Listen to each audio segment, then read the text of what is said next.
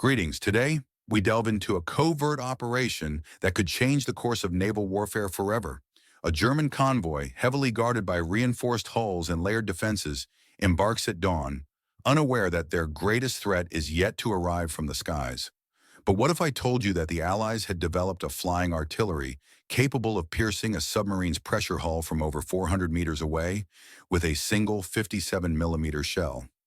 Could a modified British Mosquito, loaded with a ground tank anti-tank gun, be the game changer in defending against swift, heavily armed U-boat platforms? Did the British secretly engineer a deadly weapon, originally designed for tanks, that could attack from 1,800 yards far beyond German anti-aircraft reach? And what if the very tactics that once made German U-boats vulnerable, diving deep and hiding beneath the sea, were now being countered by a new aerial armament capable of forcing them into close-range, deadly barrages? How did a cigarette machinery manufacturer from Peterborough, known for cigarette automation, become the mastermind behind a powerful anti-aircraft aircraft weapon? Could the same ingenuity that automated production lines now deliver a semi-automatic cannon firing at 55 rounds per minute from a fighter bomber's nose? And what does this mean for the balance of power? Are we on the brink of a new aerial anti-submarine arms race? All these questions lead to one point. The secret weaponry and tactics designed to turn the tide of war, hidden within the shadows of history, are more startling than anything we've seen before. Today we uncover the full story of how innovation, ingenuity, and audacity converge to forge a new frontier in warfare. The most explosive revelations are just ahead, so stay with us as we begin this journey into the heart of a covert military revolution. The story starts now. On the morning of March the 27th, 1944, precisely at 6 o'clock, Captain Lieutenant Wilhelm Steinberg found himself standing on the bridge of the submarine, designated 960, as her sleek, heavily reinforced hull sliced through the calm pre-dawn darkness. This vessel, a Type 6C, was steadily advancing towards La Pallas. Nestled along the coasts, her silent propulsion system whispering through the cold morning air. On either side of her, two formidable spare-breer vessels, their massive concrete-reinforced hulls standing as silent guardians, maintained their positions as a protective barrier. Behind and around the submarine, four M-class minesweepers formed a defensive formation, their presence adding layers of security to this convoy. Their numerous 20 millimeter and 37 millimeter anti-aircraft guns were arrayed meticulously, each weapon bristling with deadly intent against any threat that dared approach during the fragile hours of dawn. As the first light of day shimmered on the horizon, these weapons were primed, their crews alert and prepared to unleash a relentless barrage of steel in defense of the convoy from potential air attack. Unbeknownst to Captain Steinberg and his crew, a different threat was closing in from above, approaching at an altitude of 5,000 feet. 6 British Mosquito fighters, accompanied by 2 specially modified Setsi aircraft variants, were already in motion, converging on the convoy's position with precision and purpose. These aircraft carried within their wings a formidable armament, 57 millimeter Mullins guns, expertly loaded with armor-piercing shells designed specifically to strike targets at considerable distances. Their effective engagement range extended far beyond the reach of the German anti-aircraft defenses, allowing them to attack from afar where the enemy's guns would struggle to retaliate. The British had meticulously planned this approach to exploit the weaknesses in the German convoy's defenses, which relied heavily on overlapping fields of fire from the secondary guns and the formidable but limited reach of their flak artillery. This strategy, born of hard lessons learned from the grievous losses of the year 1943, was rooted in the realization that solitary submarines, when caught on the surface by attacking aircraft, suffered devastating consequences. To counter this, Admiral Karl Donat, an innovative and strategic thinker, had devised a new doctrine that grouped submarines with heavily armed escort vessels. These escorts were equipped with overlapping anti-aircraft guns, creating a protective barrier that effectively engulfed the convoy in a defensive shield of fire. This layered approach aimed to minimize the vulnerability of surface patrols and encourage submarines to operate beneath the sea surface, where they could evade the relentless aerial attacks. Yet what Steinberg and his fellow commanders did not realize was that the British had introduced a specialized weapon deliberately designed to counter this very doctrine. They had mounted a modified 57mm anti-tank gun, originally intended for ground combat, into the nose of their fastest twin-engine fighter bombers. These aircraft, known as Mosquitoes, had been converted into flying artillery platforms, capable of engaging targets at distances up to approximately 1,800 yards. This was well beyond the effective range of German 20mm flak guns, which could usually pose a threat only within 2,000 meters. Furthermore, the 37mm guns, although more powerful, were still often limited in tracking and engaging swiftly moving aircraft at greater distances due to their slower targeting systems and lower rate of fire. The conceptual development of this formidable weapon began back in 1943, when the British Air Ministry recognized that the German U-boat fleet had started to adapt their tactics. Instead of diving rapidly to evade aircraft, some U-boats, like the U-441, which had been converted into a heavily armed floating anti-aircraft platform designated UAC-1, began to fight back in earnest.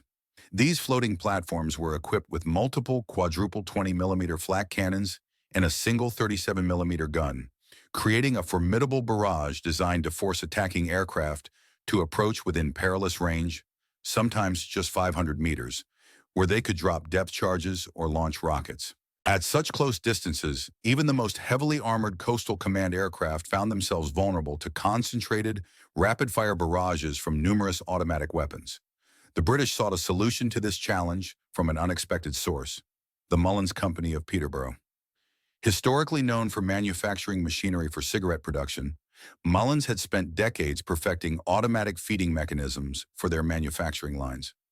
Desmond Mullins and his team recognized that this intricate, precise automation technology could be innovatively adapted to the realm of military hardware.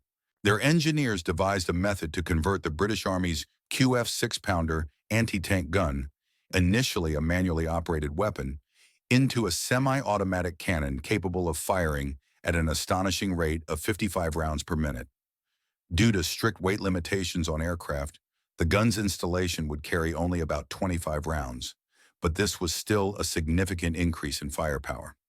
The task of mounting a large, formidable gun onto the aircraft posed considerable engineering challenges, especially when the weapon weighed in at an imposing 1,580 pounds when fully loaded.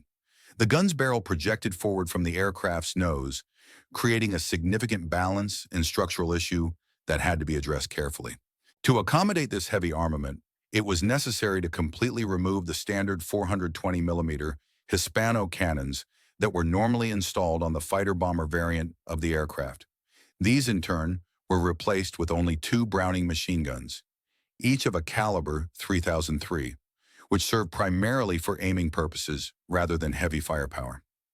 The decision to undertake such a modification was not made lightly, but it became clear that the potential benefits far outweighed the complexities involved.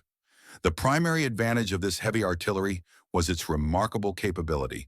Tests demonstrated that a 57mm shell could pierce the pressure hull of a submarine through approximately 2 feet of water at a range of around 400 meters.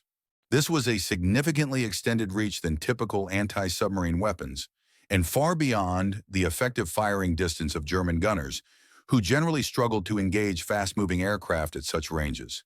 The initial prototype, converted from a Mosquito FB Mark VI with the designation HJ732, was subjected to rigorous firing trials in June 1943 at the de Havilland facilities. During these tests, test pilot Pat Fillingham reported a violent bucking of the aircraft when the gun fired, a reaction caused by the recoil. The intense backward force generated by the gun's firing caused rivets to shear in the forward fuselage of the aircraft. It became evident that additional reinforcements were necessary to withstand these forces.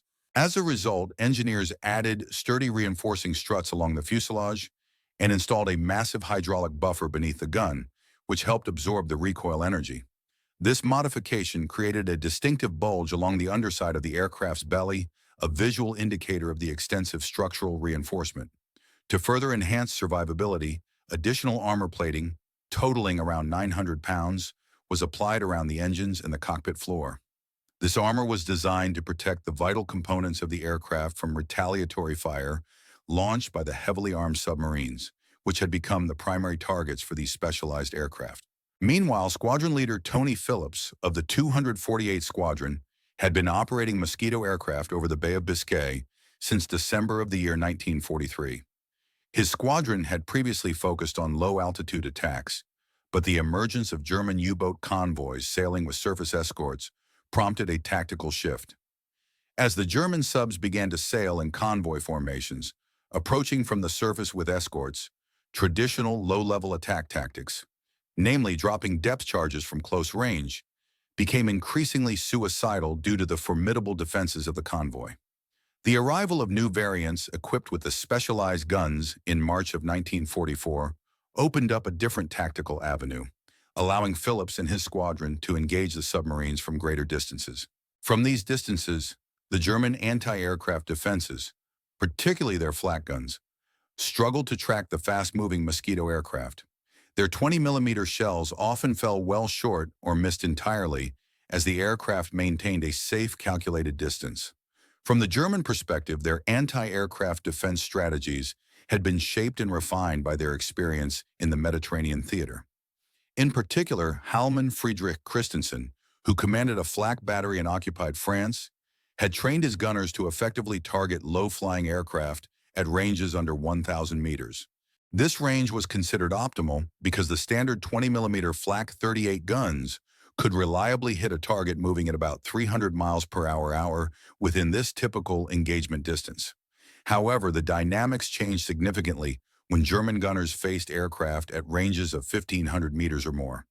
At such distances, gunners had to lead their targets at increasingly extreme angles, sometimes exceeding the limits of their aiming calculations. Minor errors in estimation or correction could easily result in nothing more than a missed shot or a near miss.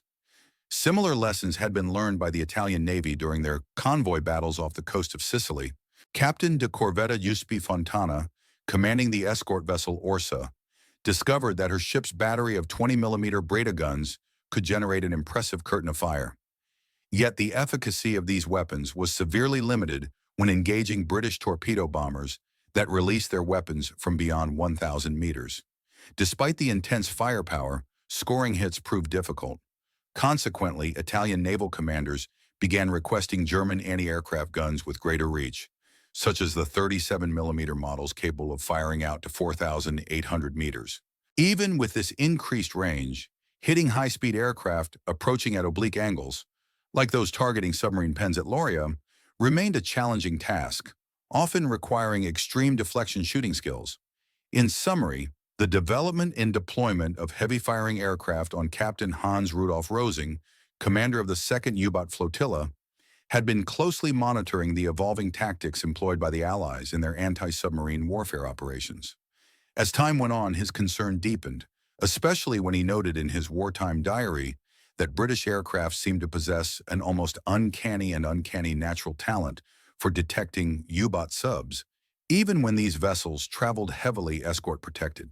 This unsettling observation was made despite the fact that the British aircraft appeared to operate with a remarkable level of stealth, suggesting that they somehow knew the location of the subs, even when the vessels were hidden within thick formations of escort ships, complicating their detection efforts. What made the situation even more troubling was that these British aircraft seemed to have access to intelligence that the Japanese were not fully aware of. Ultra-intercepts, advanced signals intelligence techniques, were giving Coastal Command precise routing information about the U-boat flotilla's movements. These intercepts provided detailed data on the convoy's plans and locations, yet the Japanese command remained unaware that their communications had been compromised. This knowledge added a layer of vulnerability to their operations, as they could no longer assume that their routes and tactics were secure from interception.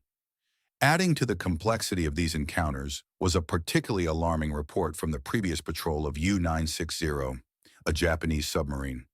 Officers Oberleutnant and Zorsi Gunther Heinrich observed British aircraft maintaining a cautious distance from the convoy, seemingly conducting reconnaissance rather than actively engaging in attack. These aircraft consistently kept their distance, never closing enough to deliver a decisive strike, which was perplexing since attack seemed imminent from their persistent presence. The British aircraft appeared to be gathering intelligence, monitoring the convoy's movements, and studying its defensive behavior, perhaps waiting for the right moment to strike, yet they never committed to an immediate attack. The Japanese military had their own engagement with this new and increasingly dangerous threat, scheduled for a specific date, May the 10th in the year of 1944. The target was the submarine WWII, which carried critical technical assets from Germany, ranging from Walter rocket engines to Enigma cipher machines, a vital cargo that could significantly influence the underwater and cryptographic battles. To protect this high-value asset, the Germans had assigned their destroyers Z-23 and ZH-1, complemented by Junkers J-88 fighter aircraft from the Luftwaffe, providing aerial cover and escort. This combination of naval and air forces was designed to shield Bumper 29 from the relentless advances of Allied patrols and reconnaissance. However, Commander Takazu Kanashi of the Japanese naval forces had no foreknowledge of the weaponry or tactics that would be employed against his escort fleet. As he watched through his periscope that day, he saw the approaching formation of British Mosquito aircraft, sleek and fast, closing in with purpose. Then, without warning, these aircraft suddenly opened fire at what seemed like an impossible distance, far beyond the usual effective range, arming their attack with apparent precision. The shells, 57 millimeters in caliber, struck the hull of the destroyers with tremendous force, sending splinters of metal ricocheting across the water's surface. One of the J-88 fighters suffered a catastrophic failure when its port engine was torn clean away by a single well-placed shell from squadron leader Phillips' aircraft, leaving the plane crippled and spiraling out of control. Back on the bridge of U-960, on a calm spring morning in March, Captain Steinberg issued orders for his lookouts to stay alert as his convoy approached the strategically important swept channel that led into La Palace, a harbor vital for naval movements and resupply. The formation consisted of 4 German M-class minesweepers, each maintaining a defensive distance of about 500 meters from the main convoy, carefully escorting the vulnerable vessels. Leading the group were 2 spare vessels, the Breer class, with reinforced hulls made of concrete to absorb the powerful mine-laying explosions characteristic of this region. These ships navigated through treacherous waters known to be heavily mined by the British over the past months, a task requiring utmost vigilance. The defensive armament of this convoy was formidable in its own right. It included 20mm and 37mm anti-aircraft guns, with ammunition belts loaded with a diverse mixture of high-explosive rounds and armor-piercing shells, prepared to engage attacking aircraft at distances of up to 4,000 meters. Yet everyone involved understood that beyond 2,000 meters, the actual accuracy of their guns diminished rapidly. The Germans had historically relied on a reactive approach to their naval anti-aircraft defenses, initially believing that submarines, or U-boat, could easily evade attack by diving quickly when spotted. This tactic had proven somewhat effective in the early years of the war, particularly in the years of 1940 and 41, when the Coastal Command's aircraft were few and their detection technology was limited. However, the advent of centimetric radar technology, an advanced form of detection equipment that the Germans could not sense, along with the use of Lee lights that illuminated submarines at night dramatically. During the tumultuous days of aerial combat, there was persistent disappointment among certain military analysts regarding the effectiveness of the flakboats. These vessels, equipped with anti-aircraft weaponry, claimed to have subjected enemy aircraft to significant damage. However, their report cards only credited them with the destruction of merely 2 aircraft, despite the heavy casualties they incurred. This perceived ineffectiveness was especially pronounced when the Allied air forces adopted innovative tactics that dramatically reduced their vulnerability. Instead of engaging the enemy directly at close range, Allied pilots began circling at a safe distance while calling in additional aircraft, forming coordinated strikes that inundated enemy defenses and overwhelmed their firepower.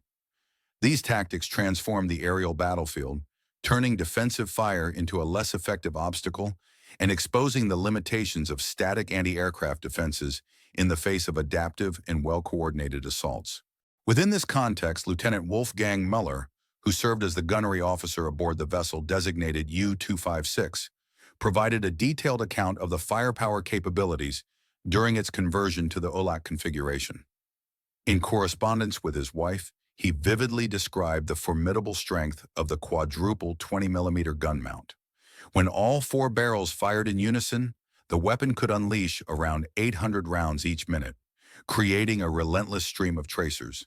These tracers, zipping through the air, seemed like a solid rope of fiery light stretching toward incoming aircraft, a formidable spectacle designed to intimidate and disable attackers. Despite the raw power of this weapon, Muller also noted its practical limitations. The magazines attached to each gun could only hold 20 rounds, necessitating frequent reloading. This repetitive process created dangerous gaps in the anti-aircraft barrage, moments when the defenses momentarily lapsed, providing exploitable windows for experienced Allied pilots. These skilled adversaries learned to identify and capitalize on such vulnerabilities, advancing their tactics to evade the most intense periods of the defensive fire.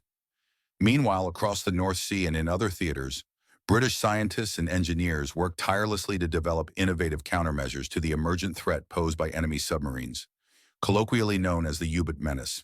The Telecommunications Research Establishment in Britain pioneered advanced radar systems capable of detecting periscopes at distances of up to 5 miles. This technological breakthrough was a crucial step forward, enhancing the Allies' ability to locate and target submarines before they could strike. Concurrently, weapons designers at the Royal Aircraft Establishment experimented with various anti-submarine tools, including new types of bombs and guided missile systems. Among these innovations, the highball bouncing bomb garnered interest, along with several guided weapon prototypes.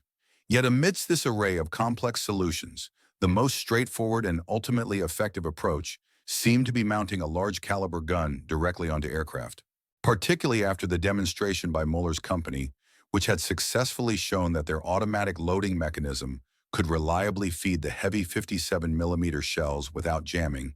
The concept gained traction.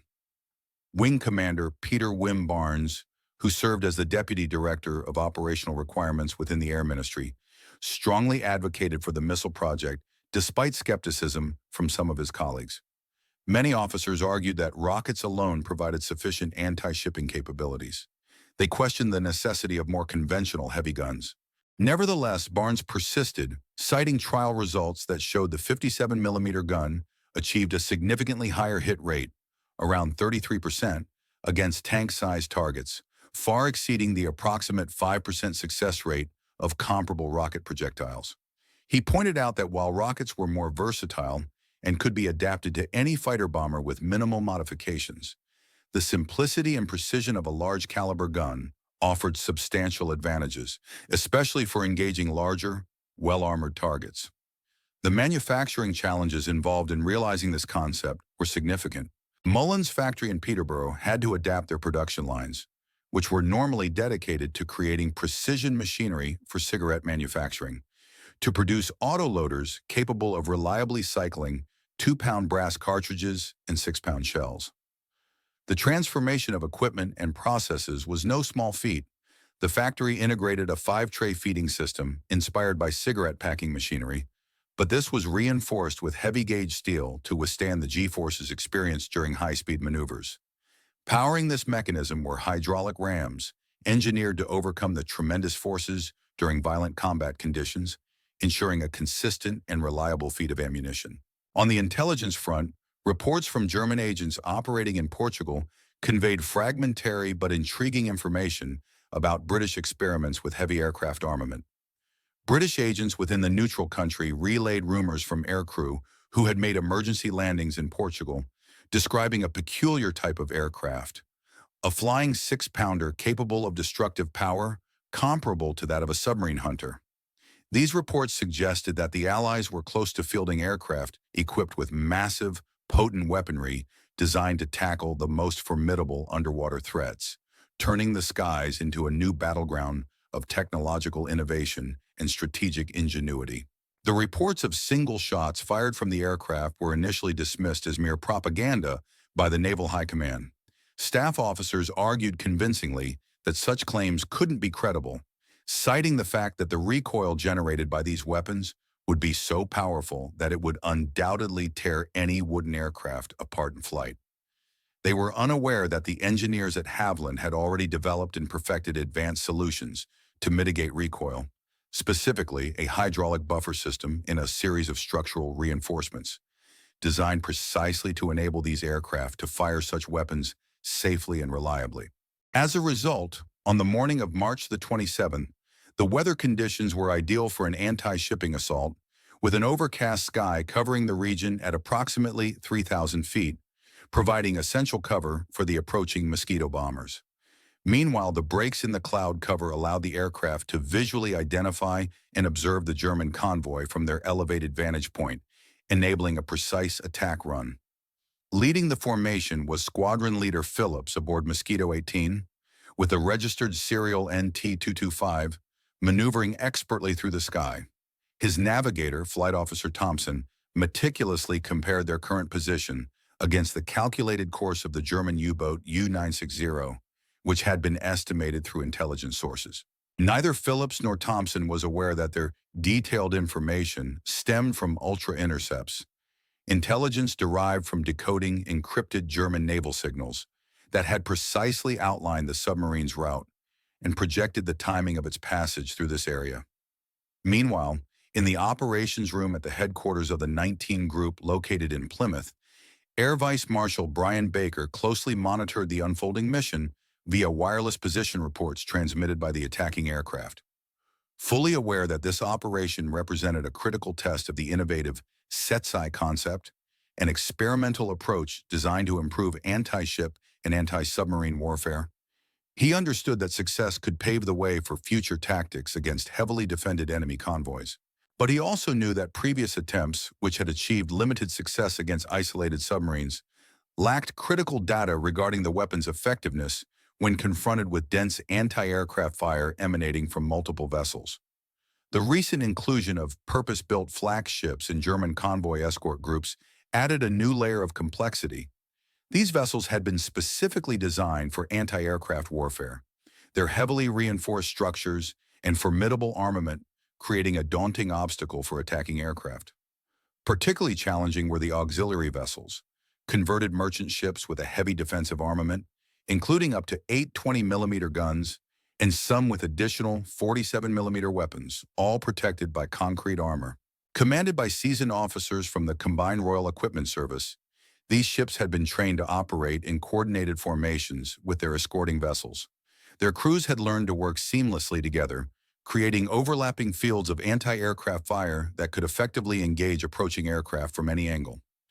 These sailors were trained to maintain steady, disciplined fire even under attack, unlike merchant sailors who might panic or lose composure when faced with dive-bombing aircraft or strafing runs. Captain Zur Robert Jussi, commanding the spare Breer vessels since 1942, had established detailed standard operating procedures. His ships were strategically positioned to maximize their anti-aircraft coverage for the vital submarine convoy routes. He had instructed his gunners to open fire on any aircraft that came within approximately 4,000 meters, regardless of whether the aircraft demonstrated hostile intent or merely appeared suspicious. His reasoning was that in the treacherous waters of the Bay of Biscay, any British aircraft operating nearby should be regarded as a potential threat, warranting immediate engagement to prevent surprise attacks or reconnaissance. This aggressive approach, however, had led to several incidents where German aircraft, in turn, misidentified and fired upon German vessels, causing chaos and unintended casualties. The complexity of anti-aircraft gunnery procedures was immense. Gunners had to rapidly calculate their target's speed and heading, estimate the time it would take for shells to reach the target, and then selectively aim ahead of the aircraft's position, since the aircraft would continue moving, rather than at its current location. These calculations were further complicated by the ship's own physical movements, as the vessel pitched and rolled with the Atlantic swell, making precise targeting even more difficult. As the range increased, the likelihood of a successful hit diminished exponentially because the factors involved, velocity, direction, shell trajectory, and vessel motion, became exponentially harder to estimate accurately. Consequently, the probability of scoring a hit at longer distances was painfully low, underscoring the immense challenges faced by these dedicated anti-aircraft crews in their high-stakes defensive efforts. The effectiveness of anti-aircraft defenses diminishes significantly with increasing altitude, dropping from roughly 10% at a height of 1,000 meters to less than 1% when targeting aircraft at 3,000 meters, even when advanced and highly precise ranging equipment is employed. This stark decline illustrates the formidable challenges faced by those manning such defenses and highlights the limitations of even the most sophisticated technology used to ward off aerial threats. For instance, Italian naval gunner Sergeant Giovanni Martinelli, who had shifted his allegiance to the German side following Italy's capitulation, later recounted the persistent frustration of trying to engage British aircraft. These aircraft seemed to maintain just enough distance to stay outside the reach of effective fire, hovering tantalizingly close yet out of harm's way. Despite their efforts, the crews often found themselves confronting a nearly impossible task, an enduring struggle where the aircraft appeared to read their tactics and maintained a calculated distance to evade destruction. Their opponents, fully aware of the precise range where anti-aircraft fire lost its potency, would engage in prolonged exchanges of fire. These duels involved thousands of rounds being expelled into the sky without either side managing to land meaningful hits, an exhausting war of attrition. Such engagements drained ammunition supplies at an alarming rate and exhausted gun crews who worked tirelessly in repeated volleys, often without any significant result. Over time, this no-man's land of ineffective fire exemplified the harsh reality of aerial combat, where gaining a decisive advantage seemed almost impossible despite overwhelming expenditure of resources and effort. Meanwhile, in Berlin, the Japanese naval attaché, Rear Admiral Hideo Kojima, kept close tabs on the training and performance of German anti-aircraft units. His observations, conveyed in detailed reports back to Tokyo, acknowledged the excellence of the weapons themselves, especially highlighting the 37mm Flak 36. Capable of firing at an impressive altitude of 4,200 meters and boasting a rapid rate of fire, this weapon was considered highly effective as part of the German ground defenses. Yet he also emphasized a more problematic aspect, namely the human element involved in operating these weapons. Gunners required months of rigorous training to develop the almost instinctive ability to accurately calculate lead times for incoming targets. Developing this intuition was increasingly difficult, especially as the number of experienced instructors dwindled and as the brutal realities of combat tested the limits of training and skill. Throughout the war, many seasoned gunners had been drawn from various units to replace casualties, further creating a pipeline of less experienced personnel in key defensive positions. On the bridge of the convoy in July of 1960, Navigator Steinberg carefully scanned the horizon with binoculars as the fleet approached the final leg of its journey to La Pallas. The unmistakable silhouette of massive, concrete-yielding U-boat pens loomed in the distance, their domed roofs topped with anti-aircraft positions, fortifications that could unleash their combined firepower in a coordinated defensive effort, adding another layer of complexity and danger to the approaching operation. Yet despite the familiar sights and the seemingly well-armed defenses, an inexplicable sense of unease took hold of Steinberg. Perhaps it was the reports arriving from other vessels about British aircraft behaving oddly. An unusual increase in distance maintained during their patrols, almost as if the aircraft were deliberately testing new tactics or waiting for something to happen, rather than mounting the customary aggressive attack. The crew members of the Marine patrols associated with these convoys had not yet encountered such tactics, which suggested the development of a new kind of aerial engagement. The evolution of the British Mosquito aircraft was nothing short of extraordinary. Originally designed as a fast, unarmed bomber that prioritized speed and high altitude over defensive armament, its construction was unconventional for the time, relying primarily on lightweight wood rather than heavier metals.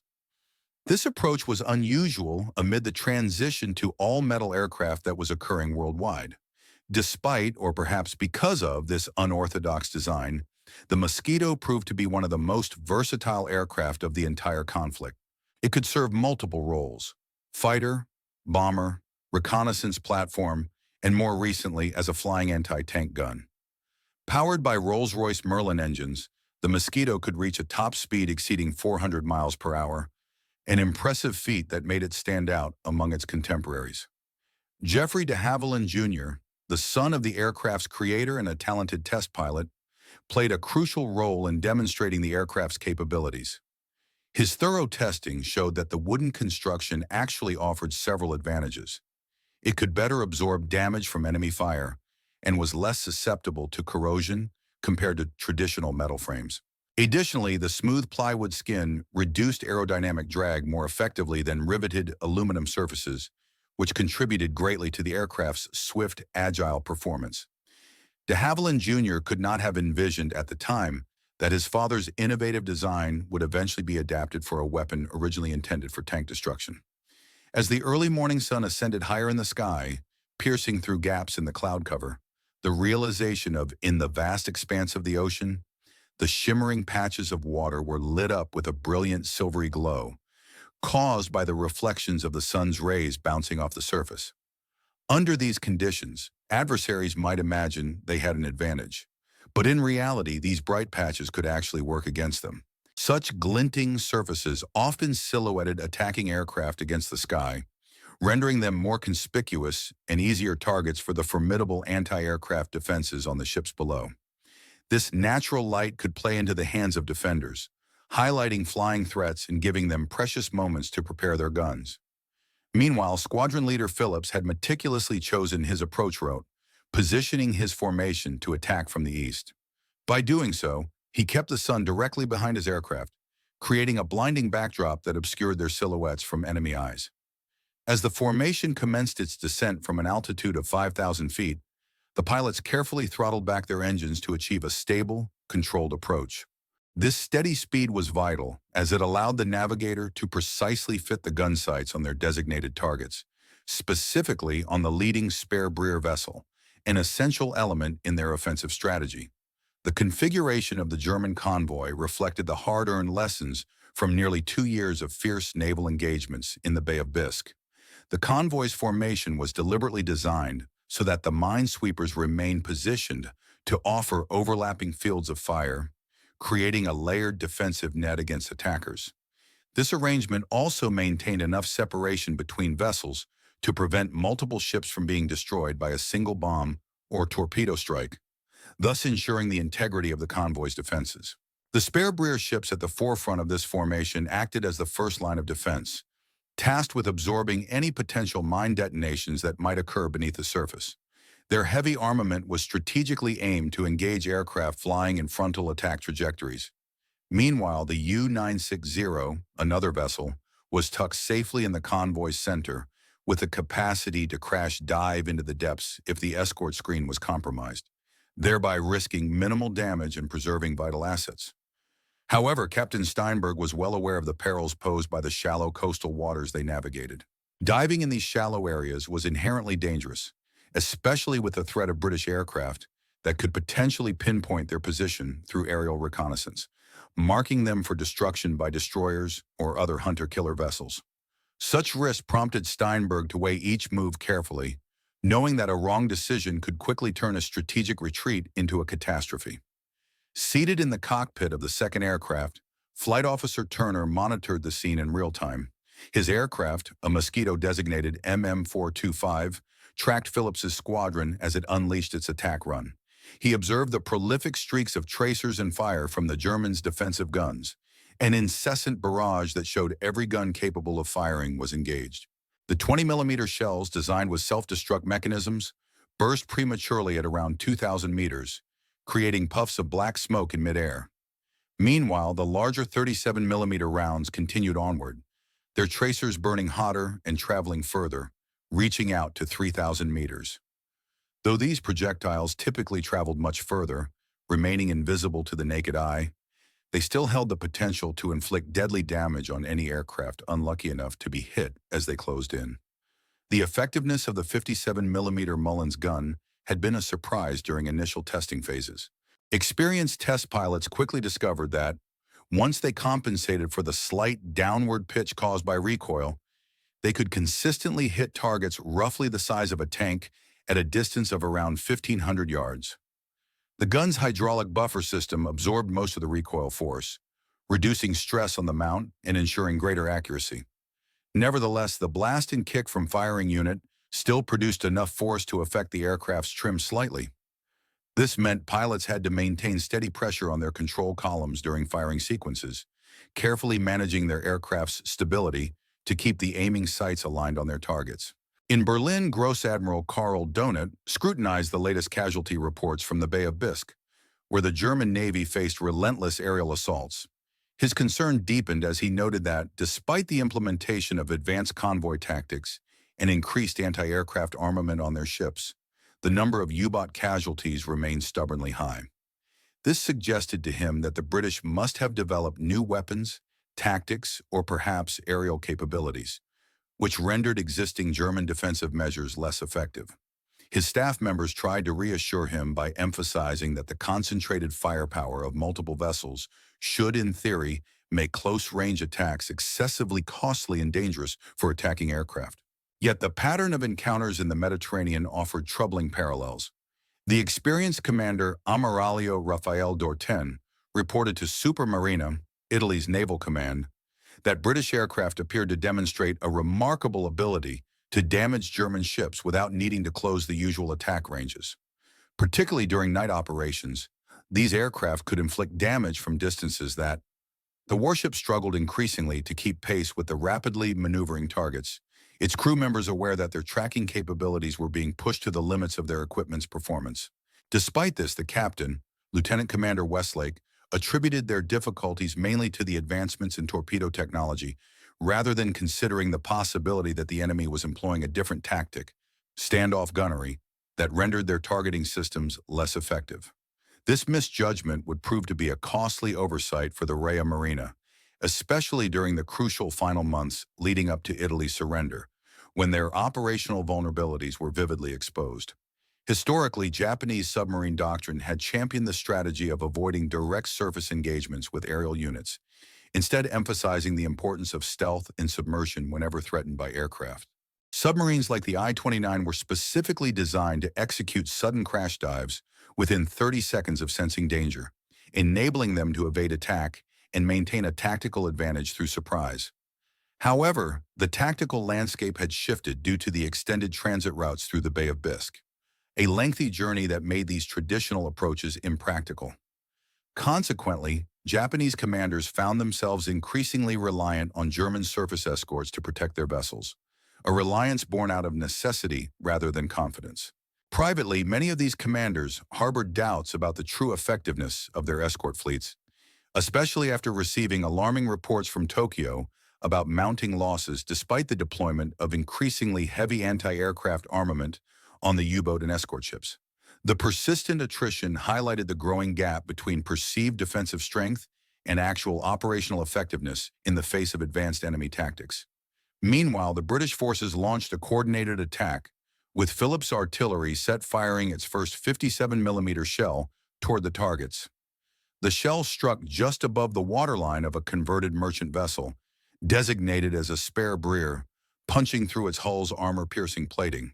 The projectile ignited within an ammunition storage compartment, igniting a fierce conflagration that sent a column of smoke and flames spiraling upward through the ventilation shafts. Secondary explosions rippled through the vessel's interior, further compounding the damage inflicted. Despite the chaos, the German gun crews continued diligently to maintain their fire, even as their damage control teams scrambled to contain the spreading fires and explosions. Their training was evident, their gunners' instinct driven by military discipline to keep firing and not seek immediate cover, even as their ship endured the destructive assault. Meanwhile, across the battlefield, Steinberg observed these intense moments of combat with growing disbelief. He watched as the British aircraft pressed their attack run from well beyond the range at which anti-aircraft fire, or flak, could effectively target them. The impact of each shot was unmistakable.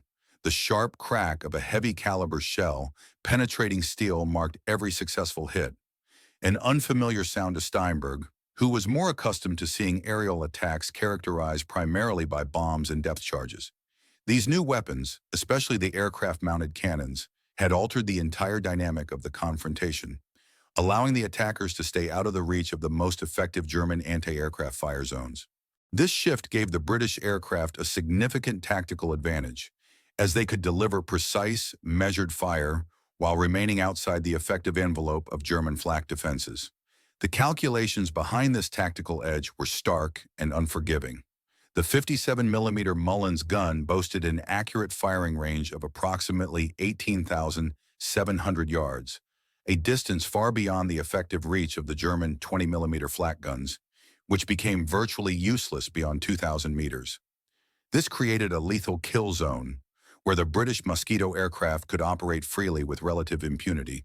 The aircraft's wooden construction made them difficult targets for optical rangefinders and radar, while their high-speed flight path meant that deflection calculations for gunfire were complex, often involving multiple factors such as wind, angle of approach, and velocity. These factors combined to give the British aircraft a decisive advantage over the convoy's defenders. On board one of the escort ships, Captain Oberleutnant Friedrich Weber, commanding a well-equipped M-class minesweeper, ordered his crew operating a 37mm gun to engage the incoming attackers. Despite the extreme range, he held on to the hope that a larger caliber weapon might force the Mosquito pilots to break off their attack run, or at least disrupt their precision. However, the British pilots demonstrated an uncanny understanding of the limitations and boundaries of effective fire. They maintained their distance with disciplined precision, each attack measured and calculated, rather than frantic and indiscriminate. Observing their tactics, Weber couldn't help but note their seemingly deliberate approach, firing shells methodically into the convoy while conserving ammunition, as opposed to unleashing a wild spray of rounds in desperation. The second attack run by the British aircraft was focused specifically on a target designated as 960, a submarine or perhaps a supply vessel, though the text does not specify exactly. Flight Officer Turner meticulously lined up his sight. In the chaos of the aerial assault, the area where the concentration of anti-aircraft defenses was most densely packed posed the gravest threat to the attacking aircraft. It was there that the enemy's firepower was most intense, creating a lethal obstacle for any aircraft attempting a discreet approach. The first of the attacking shells struck the bridge structure of the target vessel, shattering part of the deck and sending fragments hurtling through the gun crews, disrupting their efforts and scattering chaos among the personnel. The impact was felt physically by Steinberg himself, who sensed its force coursing up through his feet as a 57mm shell tore through the outer hull of the submarine beneath him. The projectile's destructive path ruptured fuel bunkers, causing a swift and dangerous release of diesel oil that streamed into the boat's wake, forming a slick trail behind it that marked the chaos inside. In response, the escort vessels surrounding the submarine attempted to deploy a smokescreen, aiming to shroud the vessel from the enemy's sight and reduce its vulnerability. However, the Mosquito aircraft, benefiting from its superior altitude, easily exploited this artificial fog. Through gaps in the smoky curtain, the pilots could visualize their targets and adjust their aim accordingly, making every attack more precise and deadly. The attack continued relentlessly as the pilots recalibrated their aim points based on the last observable positions of their targets, even as the 57mm shells kept finding their marks with unsettling regularity. Each well-placed impact further eroded the convoy's defenses, with gun positions being knocked out of action and ammunition supplies igniting in spectacular explosions. The damage accumulated quickly, leaving little cover for the vessels and diminishing their ability to respond effectively. In a subsequent maneuver, Squadron Leader Phillips launched a second attack run, this time targeting one of the minesweepers that had shifted position to serve as a shield for the primary vessel, designated as 960. His remaining shells tore into the vessel's bridge and engine room, causing catastrophic damage that slowed the ship's progress and caused it to break formation. Thick smoke poured from ventilation grates as fires ignited within the interior compartments, consuming parts of the ship and further compromising its operational integrity. The crew, faced with the reality of these destructive fires, abandoned their defensive gun positions to focus on fighting the flames, creating gaps in the protective screen that the incoming conventional Mosquito fighter bombers quickly exploited. This sequence of events had a profound psychological effect on the German crews. They recognized that their weapons, no matter how numerous, could no longer effectively engage the attacking aircraft. This realization induced a sense of helplessness, more damaging to morale than traditional bombing, because it publicly demonstrated the inability to fight back and defend against the aircraft's relentless assault.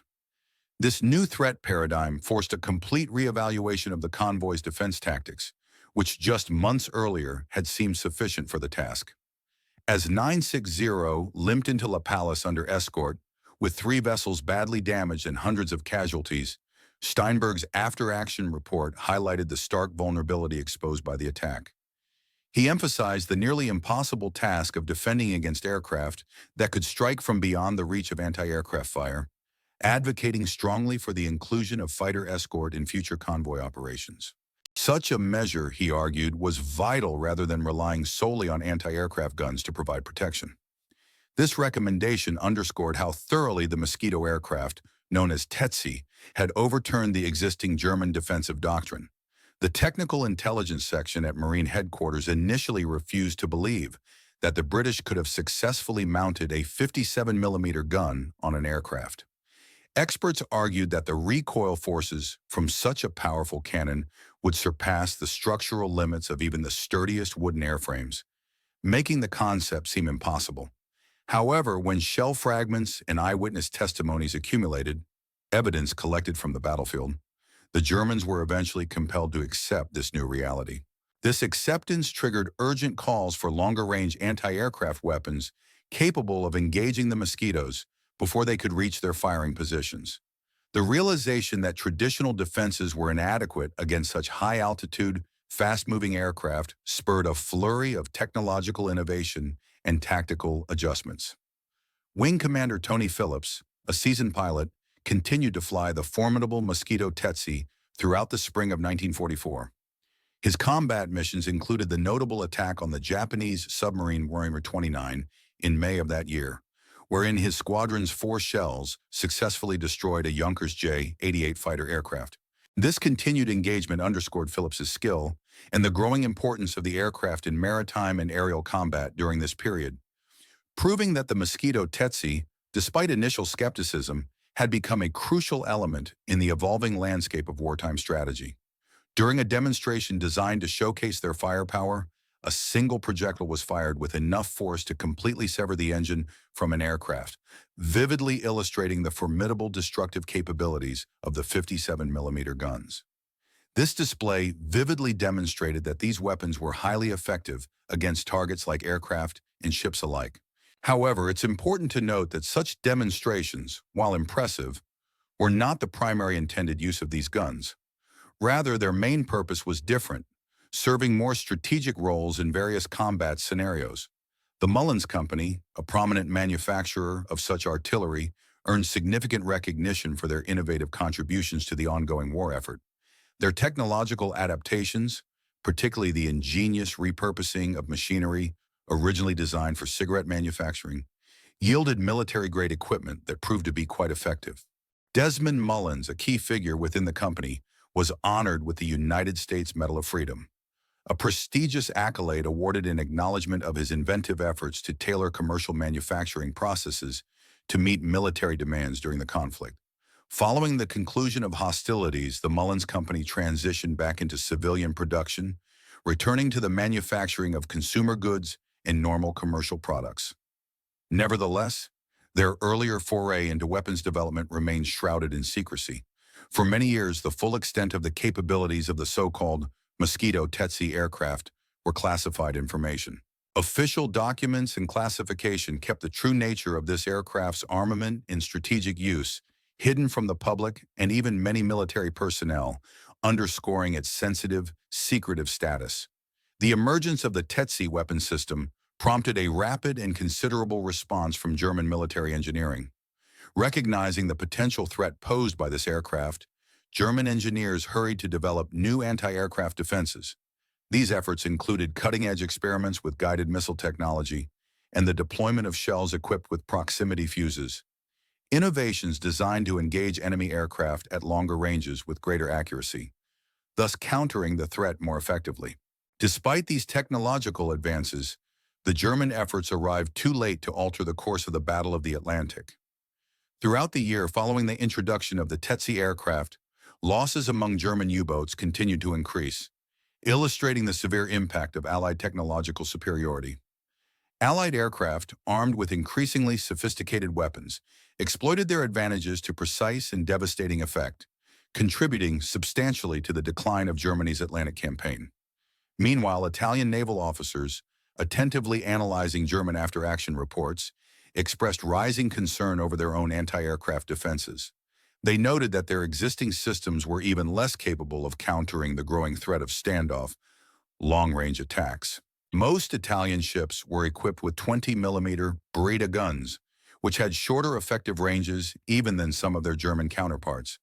This deficiency prompted urgent efforts, though ultimately unsuccessful, to acquire German models of 37 and 40mm anti-aircraft guns that could potentially offer better protection against the increasingly formidable threat posed by aircraft operating at extended distances. However, these efforts were cut short when Italy capitulated and signed an armistice in September of the year 1943, bringing these procurement initiatives to an abrupt end. The lessons learned from encounters involving the Mosquito aircraft did not go unnoticed elsewhere. The Japanese submarine fleet, preparing for operations in European waters, incorporated these insights into their own tactics. They augmented their vessels' anti-aircraft armaments by adding additional weapons and diligently training their gunners to engage aircraft at maximum possible ranges, regardless of the associated risks of rapid ammunition expenditure. Nonetheless, these countermeasures proved insufficient when the submarine 152 was intercepted and sunk by conventional Allied aircraft in June of the year 1944. Despite the submarine's improved defenses, it could not prevent its destruction, underscoring the growing dominance of Allied air power and the limitations of even enhanced submarine defenses. Production of the Mosquito aircraft persisted through the year 1944, with approximately 27 units completed before the program was ultimately discontinued. The decision to cease production was driven by strategic reassessment. The Allied focus shifted towards the deployment of rocket-equipped fighters and bombers, which, despite their somewhat lower precision, offered vastly greater versatility in combat. The flexibility of these newer aircraft allowed them to engage multiple types of targets without requiring extensive modifications to their design or armament, thereby making them more adaptable in the dynamic battlefield scenarios. Nevertheless, experienced veterans of the renowned 248 Squadron continued to insist that no other weapon could match the Mosquito in its to strike and destroy heavily fortified targets from safe distances. Its psychological impact extended beyond its physical destruction capabilities. Allied forces observed that German submarine crews grew markedly more hesitant to surface when in heavily defended convoy areas. This was primarily because they feared that British aircraft, armed with weapons capable of penetrating their hulls and flooding pressure holes from significant distances, could strike effectively even when the submarines were beyond the reach of retaliatory fire. The intense anxiety fostered by this threat led to a virtual abandonment of certain traditional submarine operating practices, fundamentally altering by the end of the year 1944, detailed assessments of the operational environment surrounding the U-boat system began to take shape in the Bay of Biscay. These evaluations highlighted the remarkable innovations embedded within the Mullins gun system, designs that showcased a level of ingenuity that surpassed the conventional solutions typically devised by weapon engineers of that era. The automatic loading mechanism in particular stood out for its clever use of principles borrowed from high-speed packaging technology, enabling the weapon to maintain a steady rate of fire despite the intense and erratic maneuvering characteristic of aerial combat. This system's ability to reliably feed ammunition, even amidst chaotic and rapid movements, marked a significant advancement over previous aircraft weaponry. The magazine system, consisting of 5 separate trays, represented a major leap forward in sustained fire capability. This configuration allowed the aircraft to continue firing for extended periods without frequent, disruptive reloading breaks, a limitation that had hampered many other heavy aircraft weapon systems during prolonged engagements. Such innovations in design directly address the need for persistent offensive pressure against well-defended targets, providing a tactical edge that could be exploited in high-stakes combat scenarios. In response to the evolving German anti-aircraft strategies, particularly the increased deployment of formidable defenses, a range of desperate measures were implemented. One notable response was the mounting of large-caliber 88mm flak guns onto specially reinforced naval vessels.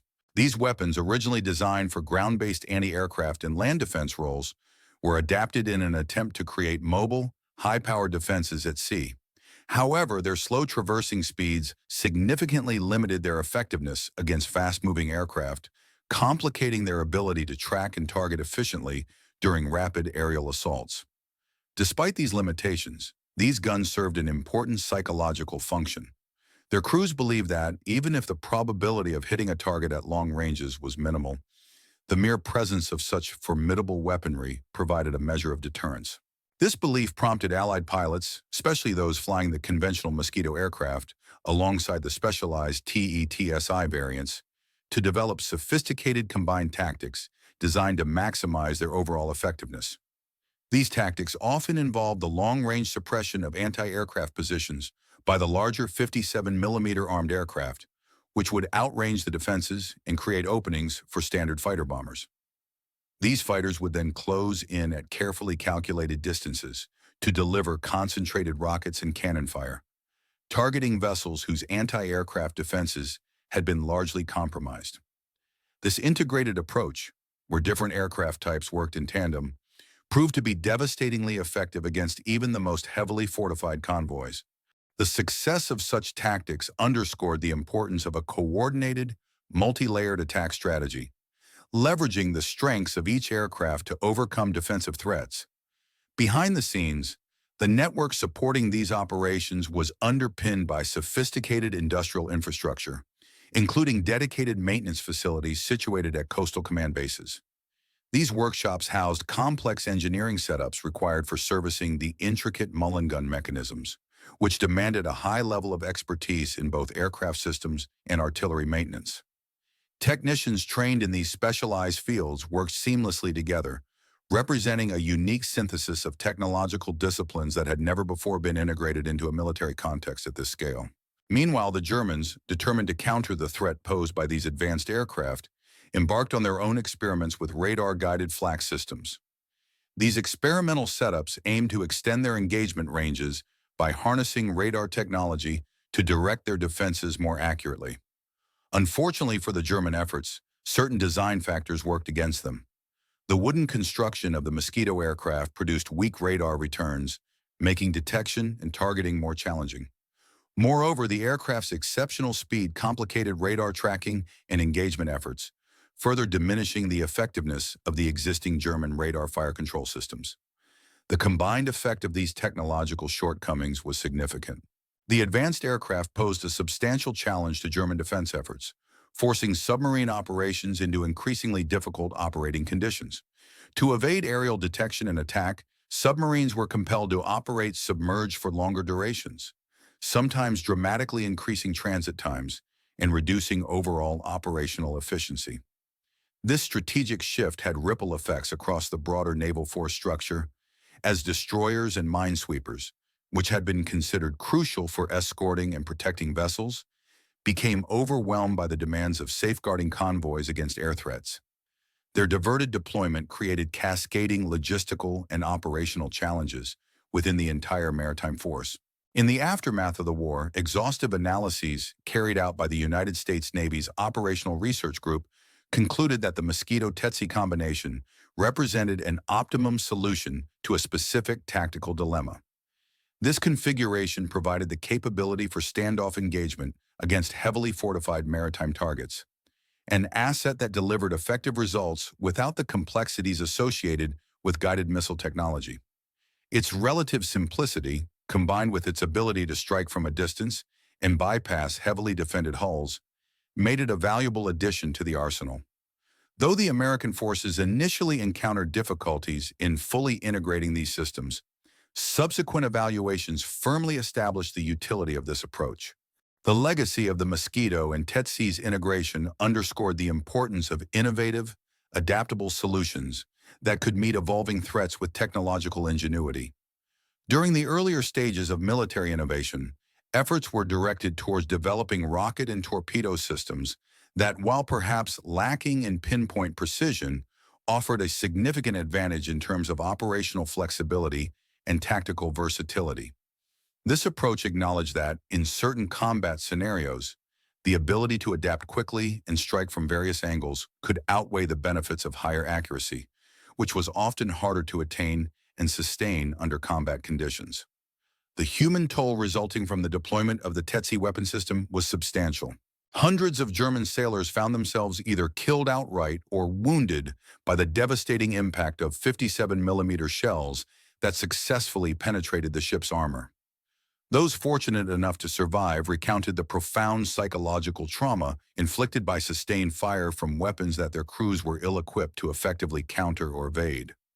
This mental strain contributed to morale deterioration that persisted long after the threatened vessels had managed to reach the relative safety of fortified ports, where efforts could be made to recover and rebuild. The operational histories recorded by the 248 Squadron paint a detailed picture of the challenges faced by Tetsi pilots. Mastery of their modified aircraft, altered specifically to accommodate off-center gun installations, required extensive and rigorous training. The unique asymmetry of the gun placement produced uneven thrust during flight, making standard procedures for engine failure or emergency engine shutdown considerably more complicated. Additionally, the recoil generated by the weapon's powerful 57mm rounds caused shifts in the aircraft's trim that demanded continuous, precise adjustments during firing. Developing the skills necessary to manage these factors was time-consuming. Even seasoned Mosquito pilots needed several weeks to gain adequate proficiency in these complex maneuvers. This intensive training was essential because firing sequences could impact aircraft stability, and miscalculations often had dire consequences during combat. The success of the Tetsi aircraft carried significant strategic implications for Allied forces, particularly in planning future operations in the Pacific Theater. There were proposals to deploy similarly armed aircraft against Japanese shipping routes, leveraging the weapon's destructive capacity to disrupt enemy logistics and supply lines. However, the unexpected capitulation of Japan effectively halted these plans before any modified aircraft could be dispatched to the Far East. As a result, the Mosquito Tetsi remained a distinctive and singular weapon system within the European operational sphere, a testament to innovative engineering and tactical experimentation that, despite its promise, never reached full operational deployment. Its potential to influence broader combat strategies across different theaters was thus left unrealized. Operational maintenance of these aircraft presented its own unique set of challenges. The high-velocity 57mm rounds inflicted considerable wear on gun barrels, which necessitated their replacement after approximately 200 rounds fired, a relative limitation that impacted the aircraft's sustainability during prolonged engagements. Consequently, commanders and pilots had to exercise meticulous ammunition management, conserving their limited 35-round basic load for targets of significant value rather than squandering shells on less critical targets of opportunity. Such discerning firing strategies were vital to maximizing the weapon's effectiveness over the course of missions, especially in the context of limited provisioning. Captured German documents proved to be a valuable source of intelligence regarding the threat posed by the Tetsi systems. Translated reports revealed a deep concern among German military leaders, particularly within their submarine command structures, who recognized the growing threat posed by this new weapon. The documents provided insight into enemy morale, a mixture of anxiety and frustration, stemming from their perceived inability to develop effective countermeasures against the Mosquito Tetsi's novel attack methods. Allied propaganda exploited these fears by publicizing successful Tetsi operations, further undermining German confidence and morale at a critical juncture of the conflict. Environmental conditions played a decisive role in shaping the operational viability of the Tetsi aircraft. The notorious weather of the Bay of Bisque, characterized by dense fog and violent storms, severely limited flying days, and complicated navigation and targeting efforts. Moreover, turbulent seas created additional difficulties in estimating ship movement and aiming accuracy. Pilots learned, and often had to improvise, how to adapt their targeting techniques to account for ship motion, a skill that required extensive practice under combat-like conditions. Mistakes in such high-stakes environments could be catastrophic, emphasizing the importance of rigorous training and experience in real-world scenarios. The legacy of the Mosquito Tetsi extended beyond its immediate wartime contributions, significantly influencing subsequent aircraft armament development. Several countries embarked on experimental programs to incorporate large-caliber aircraft guns for anti-shipping roles, inspired by the weapon's demonstrated effectiveness. Nevertheless, the advent of guided missile technology ultimately rendered the concept of flying artillery obsolete in most contexts, as missiles offered the advantage of standoff engagement, allowing aircraft to deliver strikes from a safer distance with increased accuracy. Consequently, the large-caliber gun configurations shifted away from frontline use, becoming specialized tools for ground attack missions or limited naval applications. In addition, the Germans, particularly their naval architects, conducted detailed studies on the impact of 57mm shells against submarine hulls. Their research concluded that at ranges exceeding 2,000 meters, their submarines became sufficiently vulnerable when struck at optimal angles, highlighting the destructive potential of the weapon. These insights helped shape future design considerations, and during the course of the war, the development and deployment of the innovative TETC weapon system marked a significant leap in aerial maritime attack capabilities. Originally, thoughtful designs for enhancing the armor protection of these aircraft were proposed, aimed at allowing better survivability for crews and equipment. However, these enhancements remain unrealized due to the constraints imposed by weight limitations, which could not be exceeded without compromising flight performance or the aircraft's operational range. Furthermore, the conclusion of hostilities eventually rendered further modifications unnecessary as the urgency for such upgrades diminished in the waning days of the conflict. At the core of the TETC system's operational success was a remarkable example of inter-service cooperation, particularly between coastal command and intelligence agencies. This collaboration fostered a highly integrated approach to targeting and reconnaissance. Ultra-intercepts, which involved deciphering enemy radio communications and signals, supplied critical targeting data that allowed strike units to be directed with precise information about enemy convoy locations. Complementing this intelligence, reconnaissance aircraft played an essential role by visually confirming the positions of the convoys, thus enabling strike aircraft to engage targets with maximum efficiency while minimizing exposure to enemy defenses. This seamless integration of signals intelligence, aerial reconnaissance, and offensive action became a model of effective coordination, demonstrating how different branches could work together harmoniously to achieve strategic objectives. The training regimen for crews operating the TETC aircraft was meticulously designed to develop skills that transcended traditional aerial combat techniques. Special emphasis was placed on deflection shooting, which involves leading a moving target to compensate for its movement, and on accurate estimation of range under dynamic conditions.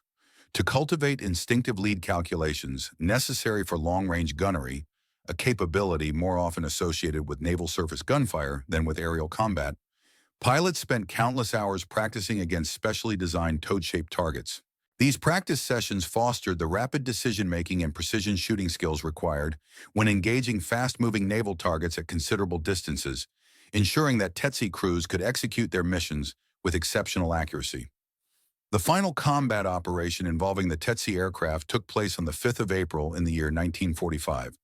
During this mission, Mosquitoes, lightweight, fast, and specifically armed aircraft, launched an attack against German surface vessels in the area known as the Kattegat.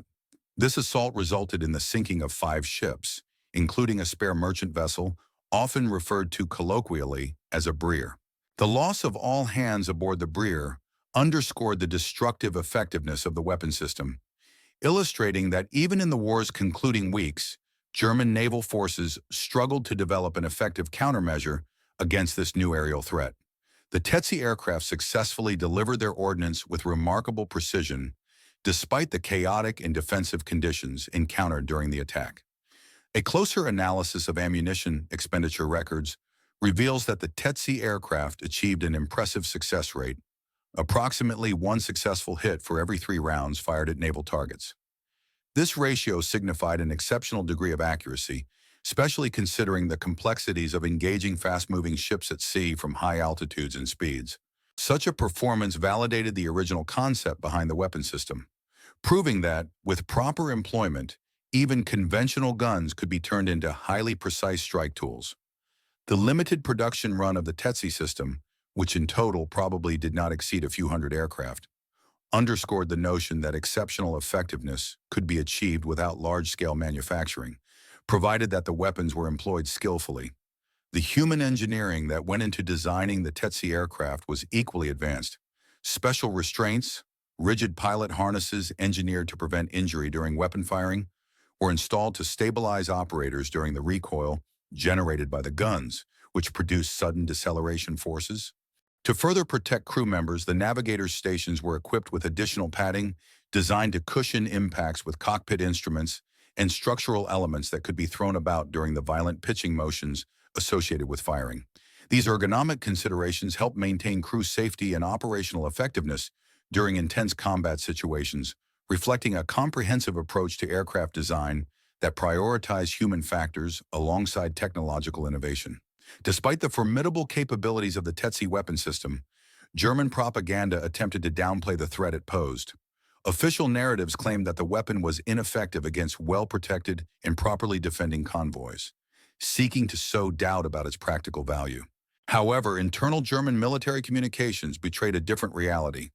Deep-seated concern and unease about the new aerial threat persisted among high-ranking naval officers. Admirals privately acknowledged that the existing German military doctrine lacked effective countermeasures to confront this innovative system, with its combination of speed, precision, and firepower. This covert recognition underscored the disruptive potential of the Tetsi and highlighted how revolutionary its impact could be in maritime warfare. The industrial efforts required to produce the Tetsi aircraft and equip them with their advanced weaponry involved extensive coordination between multiple manufacturing entities. De Havilland's aircraft factories and the Mullins Machinery Works worked in tandem, with components manufactured at geographically separate sites. These parts were transported, assembled, and meticulously aligned at specially designated facilities, where the fine-tuning of the gun-to-airframe integration was. During the air combat operations of World War II, specialized gunnery techniques played a critical role in shaping the effectiveness of certain aircraft and their deployment strategies. Pilots engaged in these missions often depended on unobstructed sightlines, requiring clear visibility of targets at considerable distances. These ranges were typically within the operational envelope of traditional bombing runs, which relied heavily on visual targeting rather than radar. Consequently, such operations were confined primarily to daylight hours and favorable weather conditions, as poor visibility or inclement weather could severely impede accuracy and safety. In the aftermath of the conflict, detailed interviews were conducted with German naval personnel to assess the psychological impact of the enemy weapon systems, particularly a weapon known as the Tetsi. These interviews uncovered that the influence of the Tetsi extended well beyond its actual usage in combat. Even crews who had never previously encountered this aircraft reported a pervasive fear based on anecdotal accounts and survivor testimonies, which contributed to a mythic reputation surrounding the weapon. This aura of psychological intimidation went beyond mere operational statistics, fueling Allied morale and shaping German defensive strategies despite the weapon's relatively limited combat employment numbers. An analysis performed by the Air Ministry to determine the cost-effectiveness of the Tetsi program revealed that although the modifications necessary for aircraft and the training required for specialized personnel incurred significant expenses, the overall results justified the investment. The program succeeded remarkably in securing high-value targets, whether destroying or damaging critical enemy infrastructure and assets, all while sustaining minimal losses. These outcomes validated the core concept behind the Tetsi initiative, even as the military eventually transitioned toward rocket-powered systems that offered different tactical advantages. The evaluation confirmed that, during its operational period, the Tetsi provided exceptional operational value. Technical records preserved within the Mullins Company archives shed light on the extensive testing and development processes underpinning the weapon's automatic loading system. Prior to certification for operational deployment, thousands of rounds of ammunition were subjected to rigorous ground testing, designed to stress the mechanism to its limits. Every component of the system was pushed to failure during these trials to ensure that, once in combat, the weapon would perform reliably under the unpredictable stresses of real battlefield conditions. This meticulous approach to testing underscored the importance of dependability when deploying such advanced weaponry in high-stakes environments. The influence of the Tetsi program extended beyond its immediate application, informing broader aircraft development efforts within Britain. Engineers and designers considered incorporating heavy gun armament configurations across multiple aircraft types, driven by the successes and insights gained from TETSI operations. Nonetheless, only the Mosquito aircraft managed to realize the ideal combination of speed, endurance, and structural integrity necessary to effectively employ such large-caliber weapons in combat scenarios, demonstrating the unique suitability of the Mosquito for specialized roles requiring heavily armed aircraft. Despite the technological advancements, efforts by German intelligence to gather information regarding the TETSI system persisted throughout the war. These included clandestine attempts to recruit personnel from Mullins' factory, with agents known as Abu operatives offering substantial sums in exchange for technical details about the gun's mechanism. Thanks to the vigilance of British security services, these plots were thwarted before any significant breaches could occur. The operational doctrine for deploying the TETSI, emphasized during planning and training, prioritized patience and precise firing over aggressive tactics. Pilots were instructed to maintain optimal firing ranges, even if it meant prolonging exposure to enemy fire, trusting that their aircraft's speed and ability to keep distance would provide sufficient protection rather than relying solely on violent maneuvers. Statistical analyses of operational reports demonstrated that TETSI-equipped aircraft achieved their greatest success rates when operating in pairs.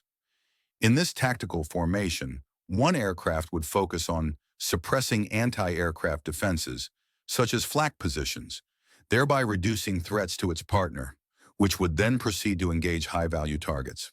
This coordinated approach maximized the limited ammunition capacity of each aircraft while minimizing their exposure to return fire, exemplifying the innovative tactics developed around the weapon's unique capabilities. The eventual cancellation of the TETSI program in early to mid-1945 was a direct consequence of shifting military needs. As the German threat, particularly the U-boat naval danger, diminished and the Allies advanced across occupied territories, the emphasis in aerial operations transitioned towards supporting ground forces in interdiction missions. The specialized anti-shipping capabilities provided by the TETSI became less critical, especially considering that alternatives such as rockets could achieve comparable or superior results against remaining maritime targets without the complexity of heavy gun systems. Historically, the contribution of the Mosquito aircraft, equipped with the TETSI to the Allied victory, remains a subject of analysis. Its role in maintaining persistent pressure on German submarine and surface ship movements significantly hindered enemy logistics and supply chains. The aircraft's ability to deliver precise, high-impact attacks with minimal payload restrictions allowed it to remain a formidable element in maritime and anti-shipping operations, influencing the overall strategic landscape of the maritime theater during the final years of the war. During the critical year of 1944, a period marked by intense naval engagements and rapid technological advancements, the operational landscape was notably complicated by the introduction of new submarine classes into the fleet. These newer vessels effectively hindered the Allied forces from reclaiming the initiative on the high seas, despite significant progress in submarine engineering and design. The military strategists faced a persistent challenge. While innovations in submarine technology offered considerable tactical advantages, the enemy's evolving capabilities often countered these developments, creating a complex cat-and-mouse scenario.